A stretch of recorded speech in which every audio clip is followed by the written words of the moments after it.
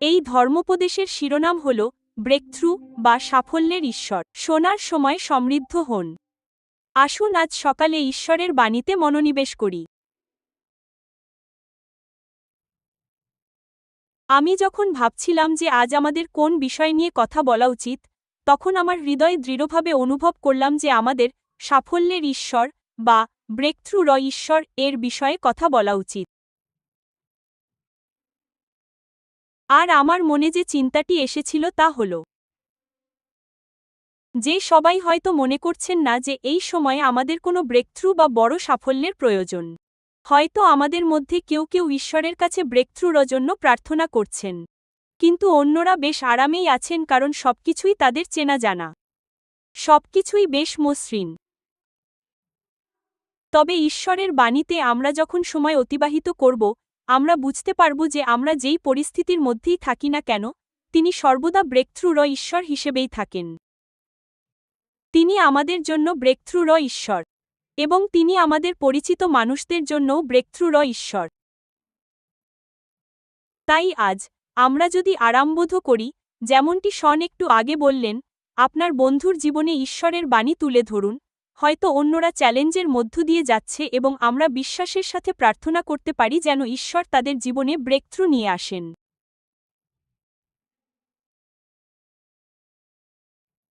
Breakthrough কি?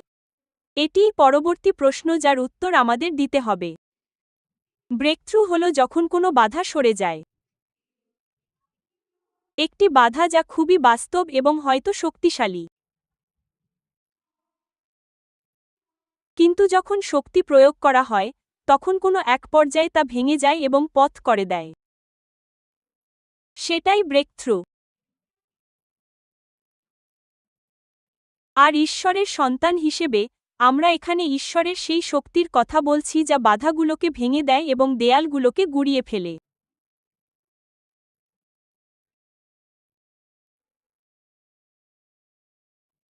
আমাদের সবার জীবনেই কোনো না কোনো সময় দেয়ালের মুখোমুখি হতে হয়।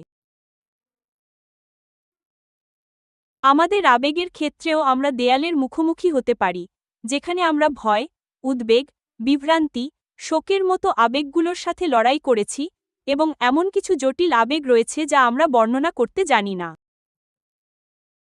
আমরা বুঝতে পারি না আসলে সমস্যাটা কোথায়। কিন্তু এই যাত্রাপথে আমরা যখন এমন দেয়ালের সম্মুখীন হই, ঈশ্বর তখনও আমাদের আবেগপ্রবণ জীবন ও মানসিক স্বাস্থ্যের জন্য ব্রেকথ্রুর ঈশ্বর হিসেবেই থাকেন।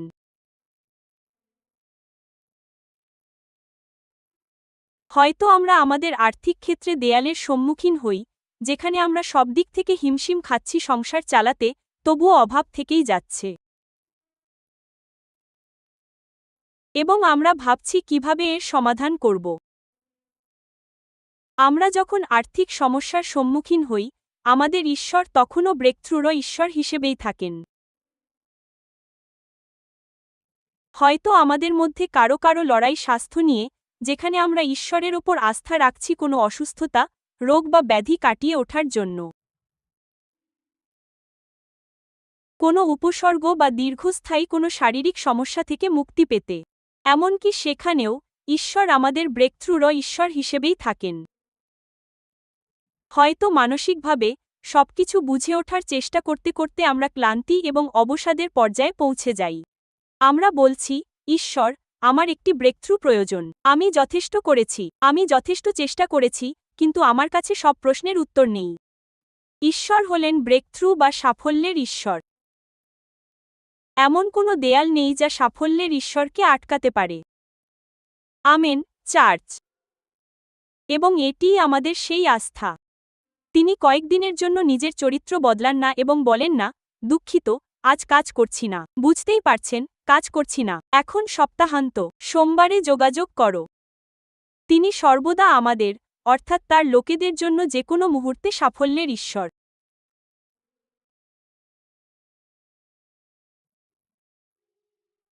ব্রেকথ্রু বা সাফল্য মানে কোনো নাটকীয় পরিবর্তন মনে হতে পারে এবং হয়তো আমরা অনেকেই সেটা খুঁজছি।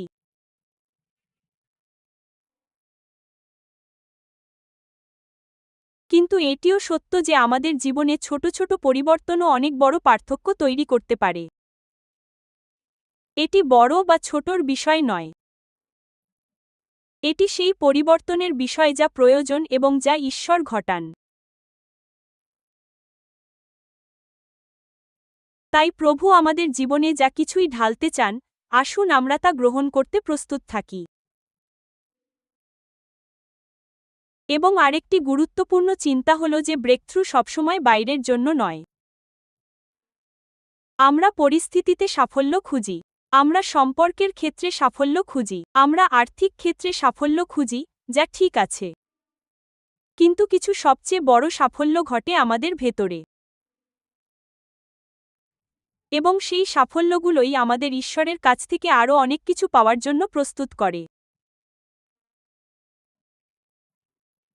ঈশ্বর হয়তো আমাদের হৃদয়, মনোভাব, চিন্তাধারা ও চরিত্রের রূপান্তর দেখতে চান, যা আপনি বা আমি যে পরিস্থিতির পরিবর্তন খুঁজছি তার চেয়ে অনেক বেশি গুরুত্বপূর্ণ।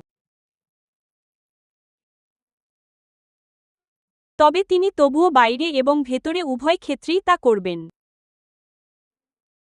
একটি প্রকৃত সাফল্য যা ঈশ্বর থেকে আসে। এমন একটি সাফল্য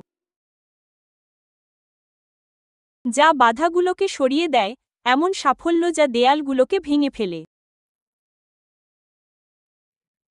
এবং এই বিষয়ে আরও কথা বলার আগে, আসুন দাউদের জীবনের একটি ঘটনা বিবেচনা করি। এটি আমাদের জন্য 2 শমুয়েল ভোর 5:17 লিপিবদ্ধ আছে। আমি এটি পড়ে শোনাব এবং তারপর আমরা দেখব যে এই অংশ থেকে আমরা কি শিখতে পারি। এখন পলেষ্টীয়রা যখন শুনল যে তারা দাউদকে ইসরায়েলের রাজা হিসেবে অভিষিক্ত করেছে, তখন সব পলেষ্টীয়রা দাউদকে খুঁজতে উঠে এল। এবং দাউদ তা শুনে দুর্গে নেমে গেলেন। পলেষ্টীয়রাও এসে রফাইম উপত্যকায় নিজেদের মোতায়েন করল। তাই দাউদ প্রভুর কাছে জানতে চাইলেন, আমি কি পলেষ্টীয়দের বিরুদ্ধে যাব? আপনি কি তাদের আমার হাতে তুলে দেবেন? উদ্ধৃতি চিহ্ন। এবং প্রভু দাউদকে বললেন, যাও, কারণ আমি অবশ্যই পলেষ্টীয়দের তোমার হাতে তুলে দেব। তাই দাউদ বাল পরাসিয়মে গেলেন এবং সেখানে তাদের পরাজিত করলেন। এবং তিনি বললেন, প্রভু জল প্লাবনের মতো আমার সামনে দিয়ে আমার শত্রুদের ভেঙে চুরমার করে দিয়েছেন। তাই তিনি সেই জায়গার নাম রাখলেন বাল পেরাসিম। এই বাল পেরাসিম জায়গাটি রফাইম উপত্যকায় অবস্থিত।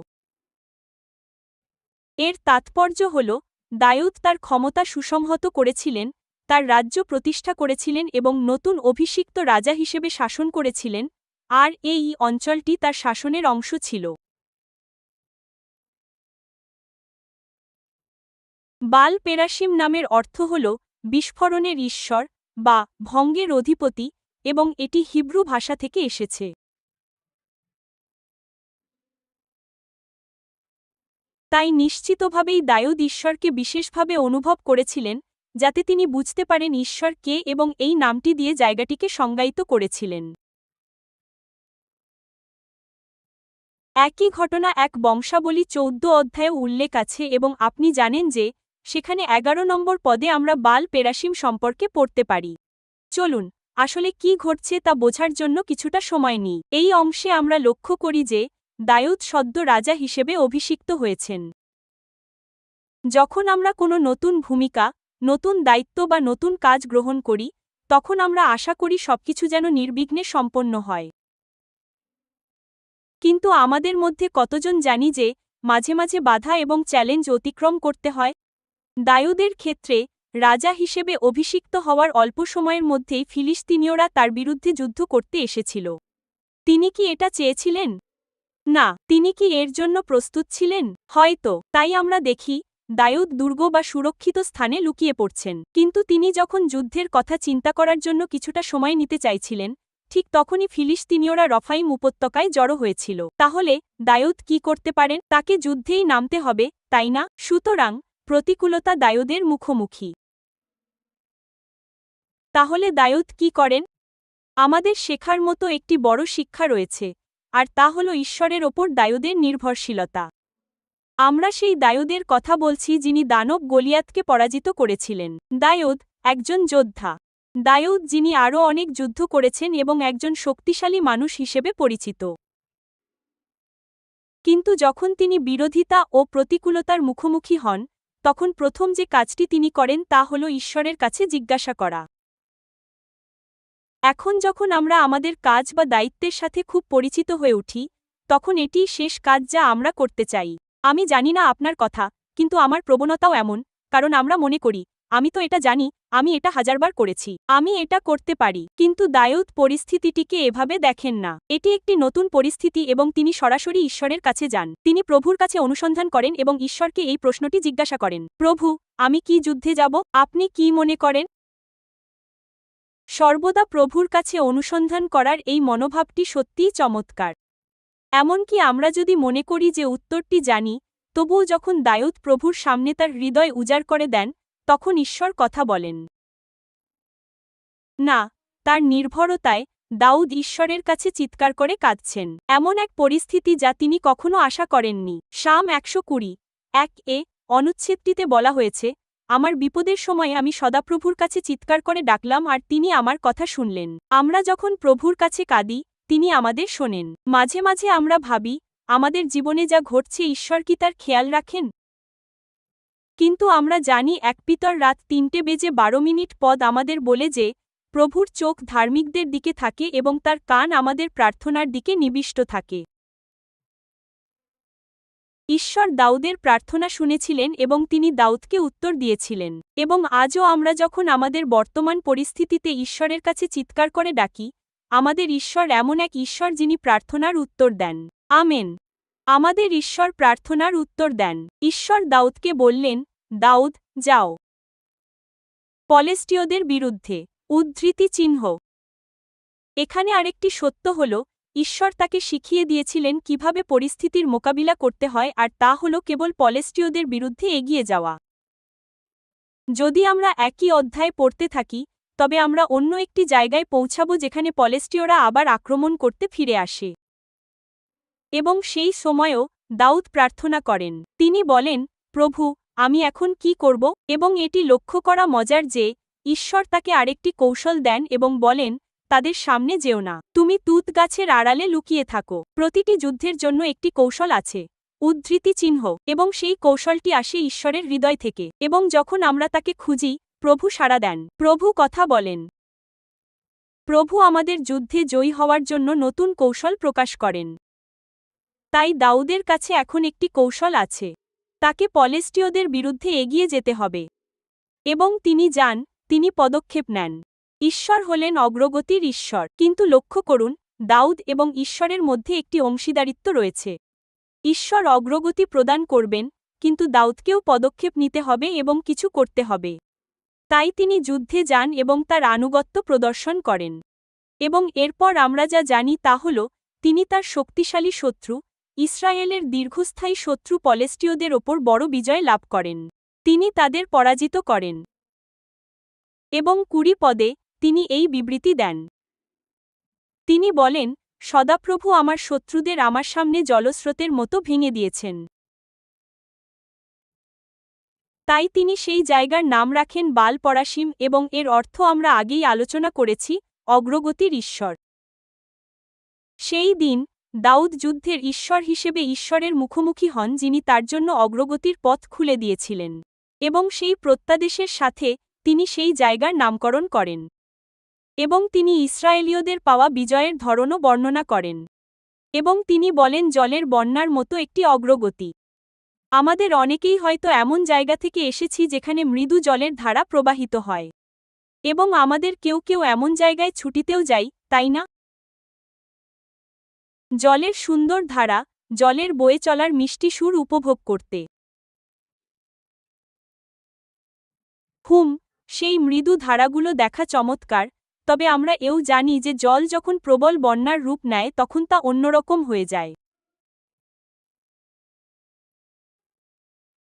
তা তখন বিশাল শক্তি ও ভার নিয়ে একটি কঠিন স্তূপের মতো হয়ে ওঠে, যা ভিত্তি ধ্বংস করতে পারে, বাড়িঘর ধ্বংস করতে পারে। তাই দাউদের জন্য, তিনি অনুভব করেছিলেন যে ঈশ্বর তার সামনে শত্রুকে ধ্বংস করে শক্তিশালী জলের মতো তার পাশে দাঁড়িয়েছেন।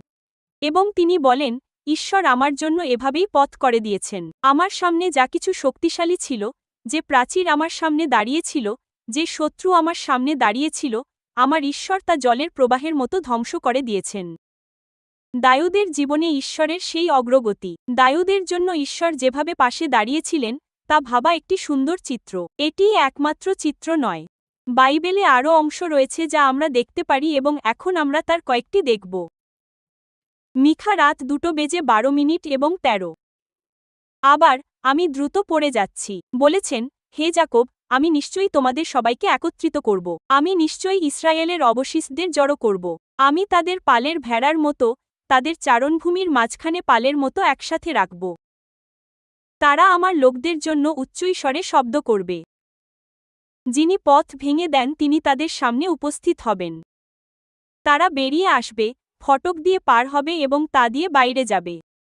তাদের রাজা তাদের আগে আগে চলবেন এবং সদাপ্রভু তাদের অগ্রভাগে থাকবেন। সুতরাং এখানে মিখা মূলত ঈশ্বরের লোকেরা যেভাবে সবকিছু মোকাবিলা করছে তার জন্য বিচারের ভবিষ্যদ্বাণী করছেন। কিন্তু তার মাঝেও রয়েছে অনুগ্রহ, দয়া এবং পুনরুদ্ধার।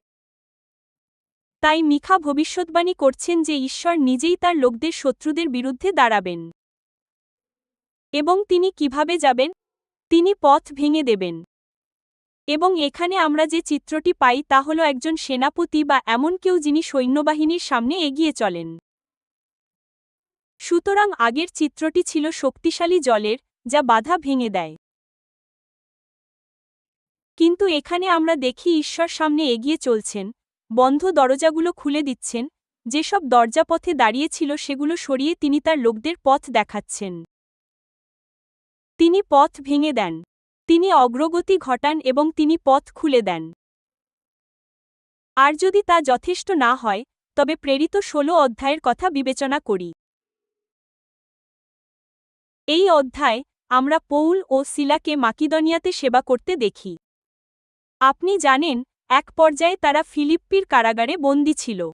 তারা কারাগারের অন্ধকার প্রকোষ্ঠে মার খাওয়া এবং খুবই নাজুক অবস্থায় ছিল। কিন্তু সেই পরিস্থিতিতেও আমরা তাদের ঈশ্বরের প্রার্থনা, উপাসনা ও প্রশংসা করতে দেখি। তাদের জীবনের অন্যতম অন্ধকারতম সময়ও ঈশ্বরের প্রতি তাদের ভক্তি অটুট ছিল।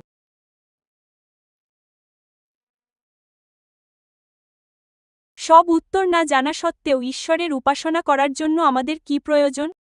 আমাদের সামনে কি আসতে চলেছে তা না জানা সত্ত্বেও ঈশ্বরের উপাসনা করার জন্য কি প্রয়োজন? আমরা এই পরিস্থিতি থেকে বেরিয়ে আসতে পারব কি না তা না জানা সত্ত্বেও ঈশ্বরের উপাসনা করার জন্য কি প্রয়োজন? কিন্তু পৌল ও শীল আমাদের একটি উদাহরণ দেখিয়েছেন এবং কারাগারের বিভ্রান্তির মাঝেও তারা ঈশ্বরের উপাসনা করেছিলেন।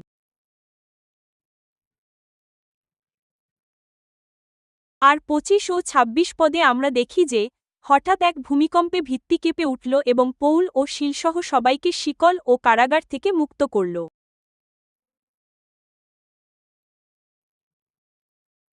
অন্য বন্দীরাও মুক্তি পেয়েছিল।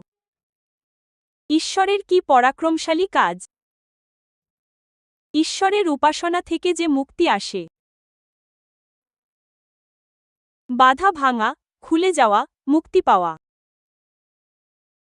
ঈশ্বরই আমাদের পথ করে দেওয়ার ঈশ্বর। আমাদের সেই মুক্তির জন্য কি অবস্থান নিতে হবে তা নিয়ে আমরা অনেক কথা বলতে পারি।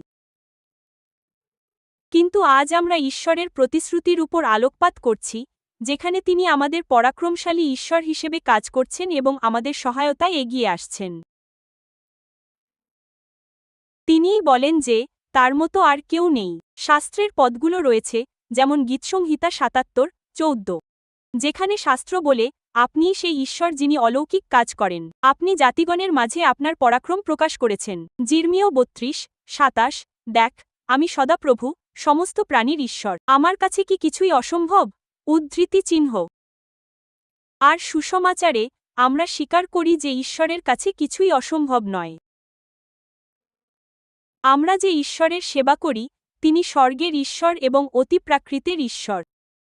আমরা স্বাভাবিক জগৎকে অস্বীকার করছি না। আমরা স্বাভাবিক প্রক্রিয়াকে অস্বীকার করছি না। আমরা শুধু বলছি যে, অতিপ্রাকৃত ঈশ্বর সবার চেয়ে বড় এবং তিনি আপনার ও আমার মুখোমুখি হওয়া স্বাভাবিক পরিস্থিতিতে হস্তক্ষেপ করতে পারেন।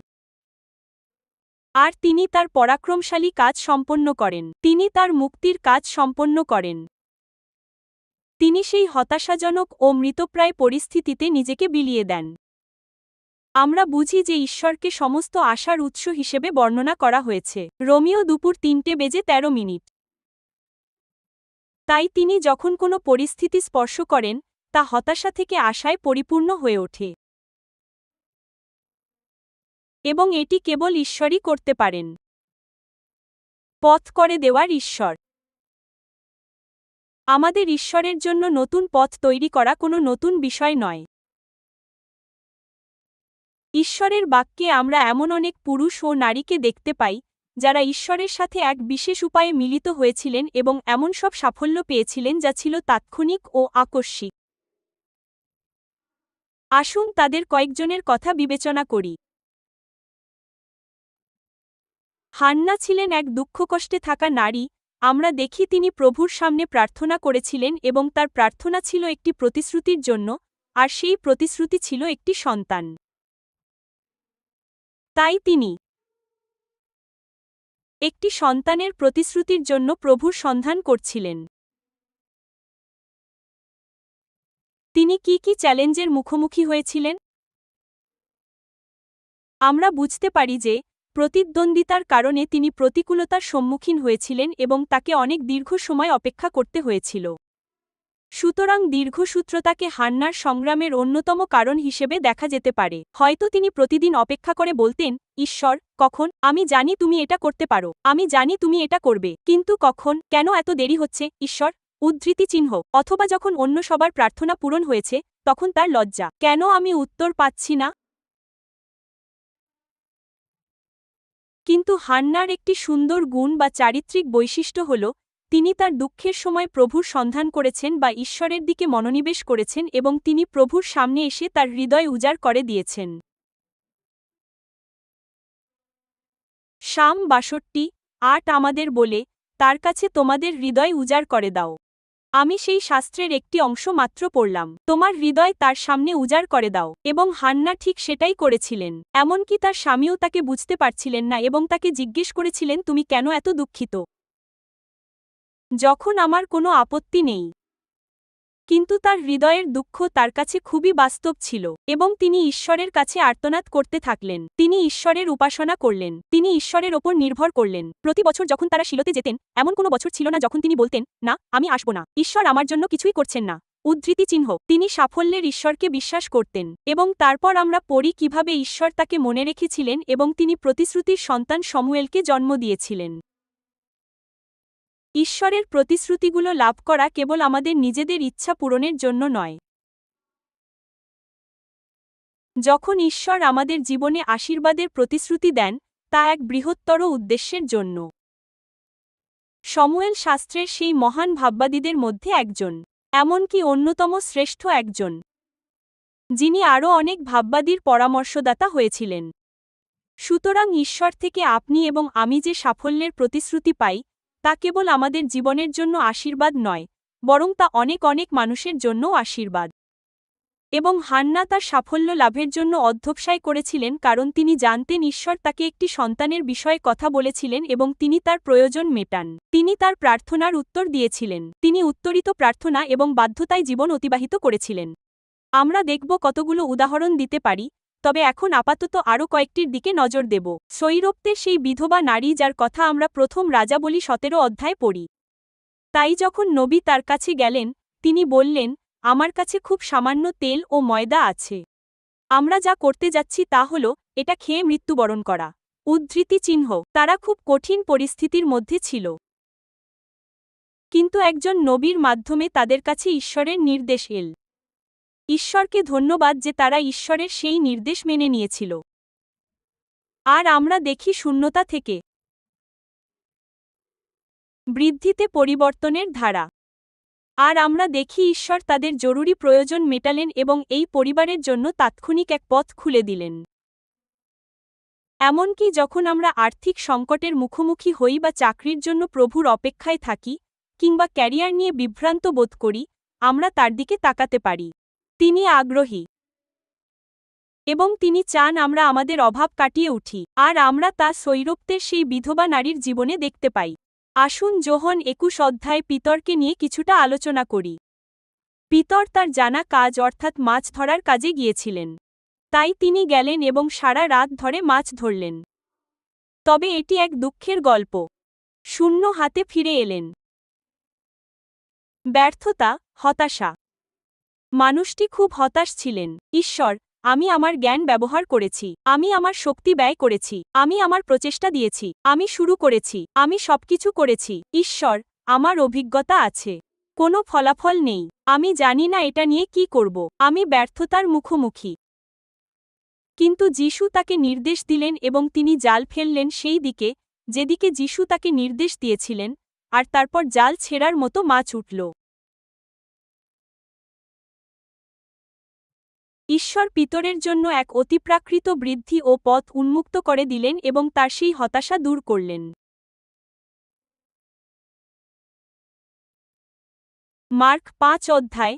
গেরাসিনীয় ভূতগ্রস্ত ব্যক্তির উদাহরণ আছে, এমন এক ব্যক্তি যাকে সমাজ থেকে বিতাড়িত করা হয়েছিল, যাকে মৃত্যুর মুখে ঠেলে দেওয়া হয়েছিল।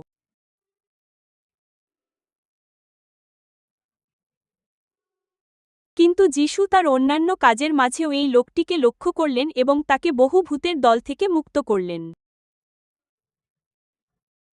আর এই লোকটির জীবনের রেকর্ডটি খুবই চমৎকার। এতে বলা হয়েছে তিনি সুস্থ মস্তিষ্কে ফিরে এলেন এবং পরিপাটি পোশাক পরলেন। এমন কিছু যা কেবল যিশুই তার জন্য করতে পারতেন। একজন মানুষ যাকে সবাই ভুলে গিয়েছিল, ভূতেদের দ্বারা নির্যাতিত ও নিপীড়িত ছিল, কিন্তু যিশু তাকে মুক্তি দিলেন। তার জীবনে এক নতুন পথ খুলে গেল এবং সে যিশুর সাথে যেতে প্রস্তুত হয়ে বলল, হে যিশু, আমাকে আপনার নৌকায় উঠতে দিন। আর যিশু বললেন, না, তুমি যাও এবং অন্যদের বলো তুমি কি অভিজ্ঞতা অর্জন করেছ। তিনি তাকে এক দায়িত্ব দিলেন এবং তার আহ্বানের কথা মনে করিয়ে দিলেন। যিশু তাকে মুক্তি দিলেন। ঈশ্বর আমাদের মুক্তি দেন। তিনি পরিত্রাণের মধ্য দিয়ে মুক্তির পথ খুলে দেন। স্বাস্থ্যের ক্ষেত্রে মুক্তির পথ দেখা যায় সেই নারীর জীবনে যে ১২ বছর ধরে রক্তক্ষরণে ভুগছিল। সে তার সমস্ত অর্থ খরচ করে ফেলেছিল। বলা হয়েছে, তাই তার পকেট ছিল শূন্য। সে যিশুর কথা শুনেছিল যে তিনি একজন নিরাময়কারী এবং সে কোনোভাবে ভিড় ঠেলে তার পোশাকের প্রান্ত স্পর্শ করার চেষ্টা করছিল। আর যিশু বললেন, কে আমাকে স্পর্শ করল? বিশ্বাসের মাধ্যমেই আমরা আমাদের নিরাময় লাভ করি। বিশ্বাসী সেই অভিষেককে প্রবাহিত করেছিল। এবং বাইবেল সুন্দরভাবে বর্ণনা করেছে যে তৎক্ষণাৎ তার রক্তপাত বন্ধ হয়ে গিয়েছিল। অসুস্থতা ও রোগব্যাধির মোকাবিলা ক্রুশে আমাদের জন্য করা হয়েছে। যিশাই ৫৩:৫ অনুযায়ী যিশু আমাদের জন্য ক্রুশে তা বহন করেছেন। তার আঘাতের মাধ্যমেই আমরা সুস্থ হয়েছি। এবং আজ আমরা আমাদের স্বাস্থ্যের জন্য মুক্তি লাভ করতে পারি এবং আমাদের সারা জীবন ঐশ্বরিক সুস্বাস্থ্যের মধ্যে চলতে পারি। রুতের জীবনে ক্ষতির মধ্যে দিয়ে মুক্তির পথ দেখা যায়। সে যে জীবন যাপন করত সে সম্পর্কে আমরা খুব বেশি জানি না। হয়তো তার পরিবার, তার স্বামীর সাথে সেটি একটি সমৃদ্ধ জীবন ছিল। কিন্তু একটি ঘটনা তার জীবনের গতিপথ বদলে দেয়। সে তার স্বামীকে হারিয়েছিল, আর এখন সে নিশ্চিত ছিল না যে সে যেখানে বাস করত তাকে তার বাড়ি বলা যায় কিনা। এটি ছিল বিভ্রান্তিকর পরিবর্তনের একটি সময়। ভাগ্যক্রমে সে তার স্বামী ও স্বামীর পরিবারের ঈশ্বরকে চিনত এবং নাওমির সাথে যাওয়ার সিদ্ধান্ত নেয়। কিন্তু এই বিষয়টি নিয়ে ভাবুন, সে কি কখনো পুনরুদ্ধারের স্বপ্ন দেখেছিল? সে কি কখনো পরিত্রাণের স্বপ্ন দেখেছিল? আমরা নিশ্চিত নই, কিন্তু ঈশ্বর তার জন্য তা করেছিলেন। সে সেই ঈশ্বরের ওপর আস্থা রেখেছিল, যাকে সে তার পরিবারের মাধ্যমে জানত।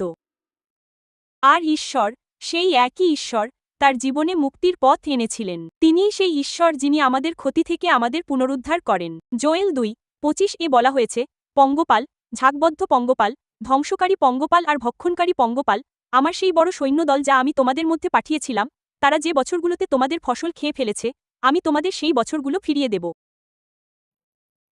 আমাদের জীবনে ঘটে যাওয়া বিভিন্ন বিষয়ের কারণে আমরা যে ক্ষতির সম্মুখীন হই, ঈশ্বর আমাদের তা পুনরুদ্ধারের প্রতিশ্রুতি দেন। তবে আমাদের ক্ষতি আমাদের সংজ্ঞায়িত করে না। আমাদের ঈশ্বরই আমাদের এই ক্ষতির মাঝে আমাদের সংজ্ঞায়িত করেন। আমাদের জন্য ঈশ্বর যে পথটি চেয়েছেন, সেই পথে আমাদের ফিরিয়ে আনার জন্য আমরা তার ওপর আস্থা রাখতে পারি। রুথ হল ক্ষতির মধ্যে দিয়ে মুক্তির একটি উদাহরণ। মৃত্যু বা গভীর অন্ধকারের বিষয় কি? মার্ক ৫ অধ্যায়ের একই অংশে যাইর নামে এক ব্যক্তি যিশুর কাছে গিয়ে বলল, দয়া করে বাড়ি চলুন, আমার মেয়ে খুব অসুস্থ। উদ্ধৃতি চিহ্ন। কিন্তু যিশু যখন যাইরের বাড়ির দিকে যাচ্ছিলেন, তখন মেয়েটি মারা যায়। আশপাশের লোকজন নেতিবাচক কথা বলতে শুরু করল এবং বলল, ছেড়ে দাও যাইর, গুরুকে আর বিরক্ত করবেন না, আপনার মেয়ে তো মারা গেছে। কিন্তু ঈশ্বরকে ধন্যবাদ, তিনি যিশুর চোখের দিকে তাকালেন। তিনি মানুষের কথায় গুরুত্ব দিলেন না, বরং তিনি জানতে চাইলেন যিশু কি বলেন। আর যিশু তাকে আশ্বস্ত করে বললেন, ভয় পেও না। তুমি শুধু বিশ্বাস করো, ভয় পেও না, বিশ্বাস করো। এবং জায়রাস তার বিশ্বাস আঁকড়ে ধরে রাখলেন। যিশু তার বাড়িতে গেলেন এবং আমরা জানি যে তিনি সেই ছোট মেয়েটিকে মৃতদের মধ্য থেকে জীবিত করলেন। ঈশ্বরের অলৌকিক মুক্তি। মৃতপ্রায় পরিস্থিতিতে শুকনো হাড়ের মতো মৃত অবস্থায়ও জীবন নিয়ে আসে, কিন্তু ঈশ্বরের কাছে সেটা কোনো সমস্যাই নয়। তা ঈশ্বরকে আটকাতে পারে না। তিনি যে কোনোভাবেই তার মুক্তি নিয়ে আসেন। এগুলো আমাদের জন্য কিছু উদাহরণ মাত্র যেখানে আমরা দেখি ঈশ্বর মানুষের হৃদয়ে আশা সঞ্চার করছেন। এবং এটা আমাদের জন্য বিশ্বাস করাও সত্য যে ঈশ্বর আমাদের জন্য একই কাজ করবেন।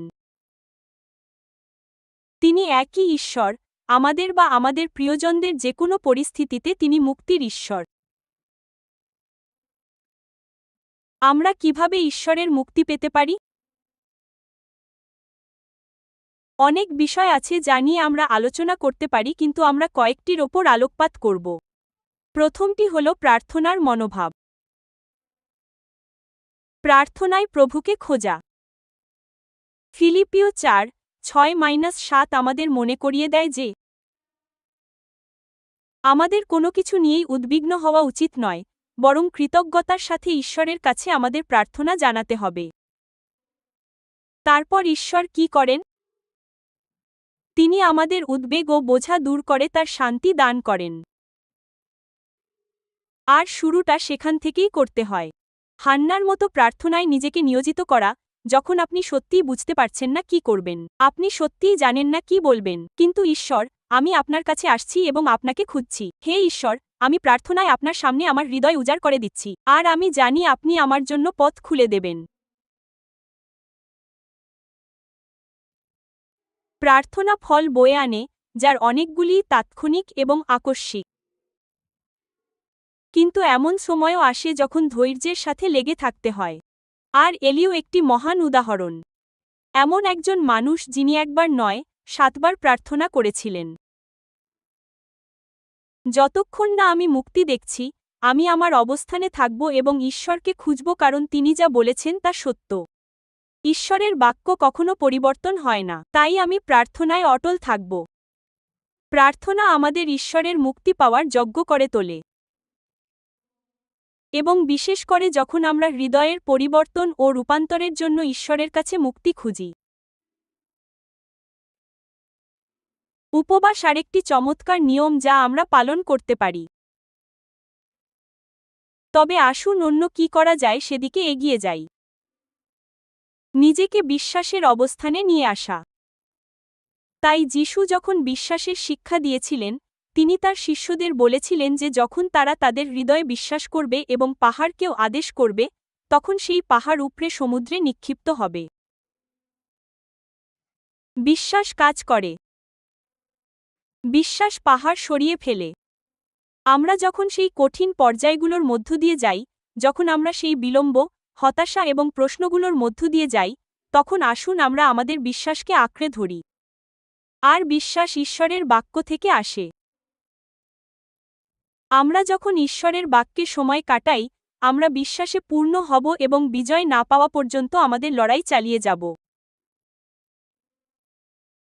বিশ্বাস আমাদের ব্রেকথ্রু বা সাফল্য পাওয়ার অবস্থানে নিয়ে যায়। অধ্যবসায়। ইব্রিয় সকাল 6:12 তে বিশ্বাস এবং ধৈর্যের এক সমন্বয় রয়েছে।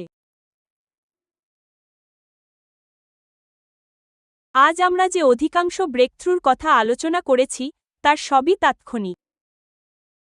কিন্তু আমরা এও জানি যে কিছু ব্রেকথ্রু বা সাফল্যের নির্দিষ্ট সময় থাকে। ঈশ্বর সঠিক সময়ে সেই ব্রেকথ্রু দান করবেন।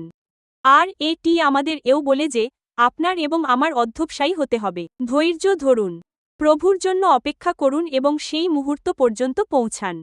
আর তখনই আমরা আমাদের ব্রেকথ্রুর পথে চলতে শুরু করি। ব্রেকথ্রুর সঠিক মুহূর্ত পর্যন্ত অধ্যবসায় বজায় রাখুন।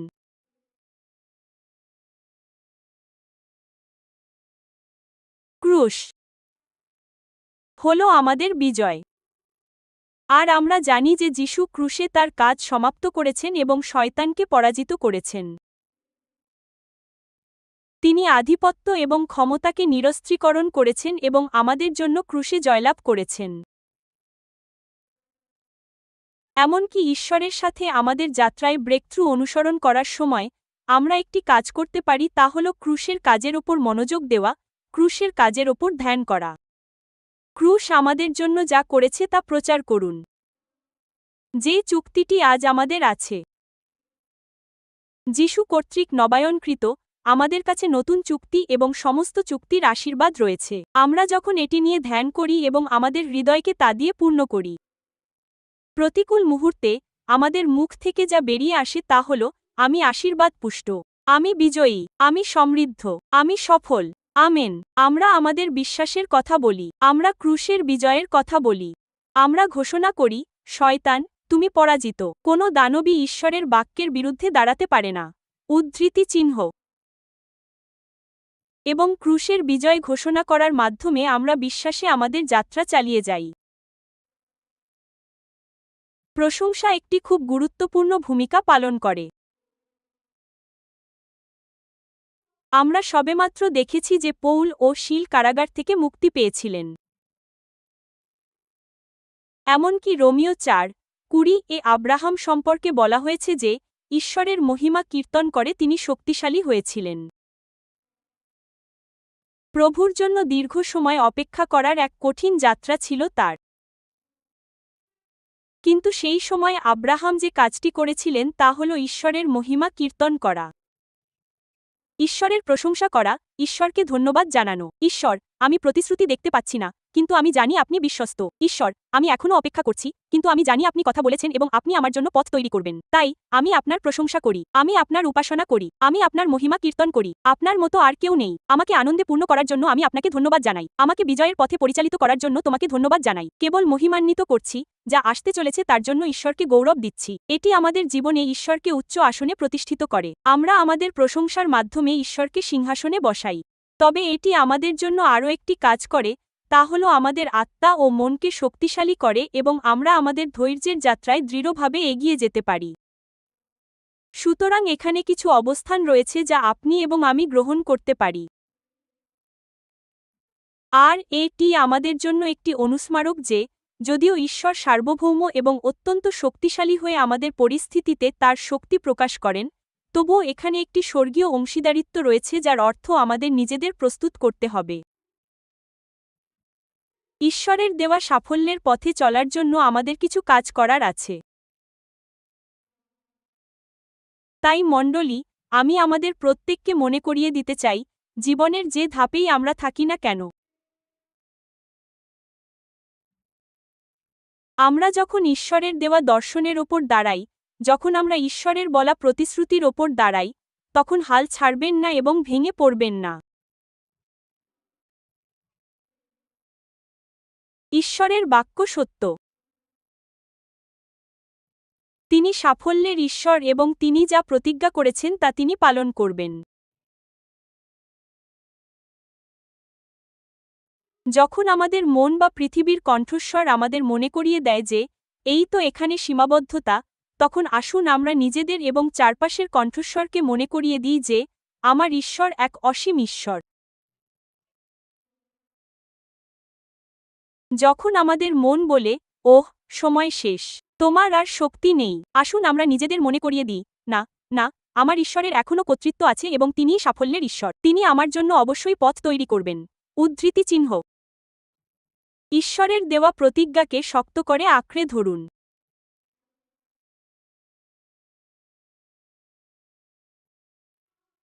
আমাদের হৃদয় যেন বিশ্বাসের ওপর স্থির থাকে এবং আমরা আমাদের জীবনের জন্য ঈশ্বরের প্রতিশ্রুতির পরিপূর্ণতা বিশ্বস্ততার সাথে অনুসরণ করি। শাম 116, 5 পদে একটি সুন্দর শাস্ত্রবচন আছে যা বলে, যারা চোখের জলে বীজ বোনে তারা আনন্দের সাথে ফসল কাটবে। সুতরাং কাজের একটি ঋতু আছে, অপেক্ষার একটি ঋতু আছে, প্রস্তুতির একটি ঋতু আছে, এবং নিজেকে প্রস্তুত করার একটি ঋতু আছে। কিন্তু যখন আমরা এই সবকিছু করতে বিশ্বস্ত থাকি, তখন আমরা আনন্দের সাথে ফসল কাটব। আমরা ঈশ্বরের প্রতিশ্রুতির পূর্ণতার পথে চলব। আমি আজ সকালে আমরা যা আলোচনা করেছি তা সংক্ষেপে বলতে চাই। আমরা বলছি যে আমাদের ঈশ্বর সবসময়ই সাফল্যের ঈশ্বর। তিনি যিনি বাধা ভাঙেন, তিনিই দ্বার উন্মোচন করেন এবং তিনিই আমাদের মুক্ত করেন। আসুন আমরা এই মহান ঈশ্বরের ওপর নির্ভরশীল হয়ে নিজেদের প্রস্তুত করি। তিনি আমাদের জন্য অবশ্যই পথ তৈরি করবেন। আসুন আমরা প্রার্থনায়, বিশ্বাসের অনুশীলনে, পরীক্ষার মধ্যে ধৈর্য ধরে, ক্রুশের জয় ঘোষণা করে এবং তার প্রশংসা করে তাকে খুঁজি। তিনি প্রতিটি মৃতপ্রায় পরিস্থিতিকে পুনরায় জীবনে ফিরিয়ে আনতে সক্ষম। আমেন। শোনার জন্য আপনাদের ধন্যবাদ। আমরা বিশ্বাস করি এই বার্তাটি আপনার জন্য আশীর্বাদস্বরূপ ছিল। উপদেশ, নোট এবং বইসহ আরও বিনামূল্যে রিসোর্সের জন্য অনুগ্রহ করে apcwo.org ভিজিট করুন। ব্যাঙ্গালোরের এপিসি বাইবেল কলেজ সম্পর্কে তথ্যের জন্য apcbibalcall.org ভিজিট করুন। অ্যাপল অথবা গুগল প্লে স্টোর থেকে অল পিপলস চার্চ ব্যাঙ্গালোর অ্যাপটি ডাউনলোড করতে ভুলবেন না।